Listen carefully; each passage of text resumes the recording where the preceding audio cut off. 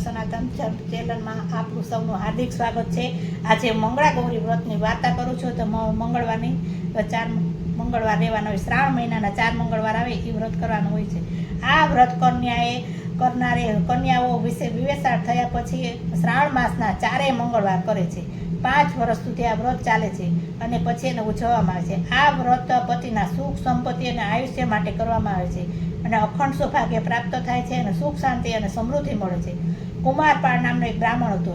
આ બ્રાહ્મણે મંગળા ગૌરીનું પૂજન કર્યું, તેથી દેવી પ્રસન્ન થઈ, એટલે એમણે કહ્યું, હે બ્રાહ્મણ, હું તારા ઉપર પ્રસન્ન થઈ છું, માટે માગે તે આપું। કુમારપાળ કહે, હે માતાજી, મારે તો આ કશાની ખોટ નથી, માત્ર એક પુત્રની ઈચ્છા છે, પણ ભાઈ તારા નસીબમાં સંતાન સુખ નથી। ગમે એમ કરો માતાજી, પણ જો મારી ઉપર પ્રસન્ન થયા હો તો મને એક જરૂર સંતાન આપો। જા ભાઈ, હું અહીં મંદિરના ઓટલા પાસે એક આંબો છે, એની એક કેરી તોડી લે। તારાથી જો ન પહોંચાય તો ગણપતિની દૂટી પર પગ ભરાવીને તું કેરી તોડી લેજે। ઓટલા ઉપર જે ગણપતિની મૂર્તિ હતી, કુંવારપાળે એક કેરી તોડી, પણ એને લોભ લાગ્યો, એટલે ગણપતિની દૂટીમાં પગ ભરાવીને બીજી 2 કેરી તોડી। આથી ગણપતિ ગુસ્સે ભરાયા। એમણે શ્રાપ આપ્યો, જા કુમારપાળ, માતાજીની આજ્ઞાથી તને પુત્ર થશે, પણ 16મે વર્ષે તે મૃત્યુ પામશે। અને તરત જ કુમારપાળના હાથમાંથી 2 કેરીઓ અદૃશ્ય થઈ ગઈ અને 1 કેરી બાકી રહી ગઈ। એટલે કુમારપાળ તો એક જ કેરી લઈને ઘેર આવી અને પોતાની પત્નીને ખવડાવી। આથી થોડા વખતમાં જ એની પત્નીને સગર્ભા બની અને સમય થયો એટલે એને એક રૂપાળા બાળકનો જન્મ આપ્યો। આ બાળકનું નામ શંકર પાડ્યું। શંકર 10 વર્ષનો થયો એટલે એને જનોઈ આપી અને પછી એના મામા સાથે કાશીએ ભણવા મોકલ્યો। તેઓ કાશીએ ભણવા જતા ત્યાં રસ્તામાં એક ગામ આવ્યું। એ ગામના પાદરે 3-4 છોકરીઓ કૂવે પાણી ભરવા આવી અને ઝઘડતી હતી। એમાં એક છોકરી, રંભા નામની છોકરીને રાંડ કહી, એટલે રંભા બોલી, તમે ભલે મને રાંડ કહો, પણ હું રંડાવાની નથી। મારી બાએ મંગળા ગૌરીનું વ્રત કર્યું છે, તેથી અમારા કોળમાં કોઈ વિધવા થવાનું નથી।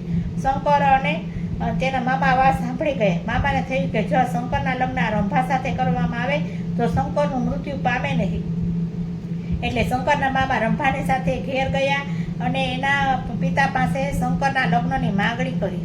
રંભાના પિતાએ હા પાડી, એટલે શંકર અને રંભાના લગ્ન થઈ ગયા। શંકરના મામાએ રંભાની બાને પૂછ્યું, તમે મંગળા ગૌરીનું વ્રત કર્યું છે, તો આ વ્રતની વિધિ શું છે તે કહો। એટલે એમણે કહ્યું, આ વ્રત શ્રાવણ માસના બધા મંગળવારે કરવામાં આવે છે। દર મંગળવારે સવારે સ્નાન કરી પાર્વતી અને શિવની મંગળા ગૌરીની પૂજા કરવી, ઘઉંના લોટના કોળિયું બનાવી, તેમાં સૂતરના તારની દિવેટ મૂકવી અને પછી ઘી પૂરીને દીવો કરો। પછી બીલીપત્ર, પુષ્પ, જીરાના દાણા, ધરોના પાંદડા, ધતુરાના પાન, અઘેડાના પાન, આ બધા 16 લઈને માતાજીનું પૂજન કરવું, એકટાણું કરવું। 5 વર્ષ પૂરા થાય એટલે ઉજવણું કરવું। આમ વાતો કરીને સૌ સૂઈ ગયા। શંકર અને રંભા પણ એક ઓરડામાં સૂતા હતા। એવામાં રંભાને સ્વપ્નમાં મંગળા ગૌરીએ આવીને કહ્યું, અરે રંભા, તું જલ્દી ઉઠ, તારા પતિને નાક કરડવા માટે આવ્યો છે, અને ઝટ દૂધ આપી દે। એટલે દૂધ પીને ચાલ્યો જાય।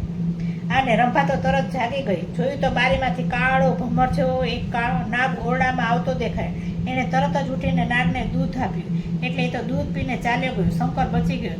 સવારે શંકર ઉઠ્યો અને શંકરે એના મામા શંકર સાસુ સસરાની રજા લઈને કાશીએ ગયો। થોડા વર્ષમાં તેઓ ભણી ગણીને પાછો આવ્યો। વળતી એ રંભાએ પોતાની સાથે તેડતા ગયા। આ મંગળા ગૌરીને વ્રત કરીને શંકર બચી ગયું, એનું આયુષ્ય વધી ગયું। હે મંગળા ગૌરી, આપ જેવા રંભાને ફળે એવા વ્રત કરનાર, સાંભળનાર સૌને ફળજો।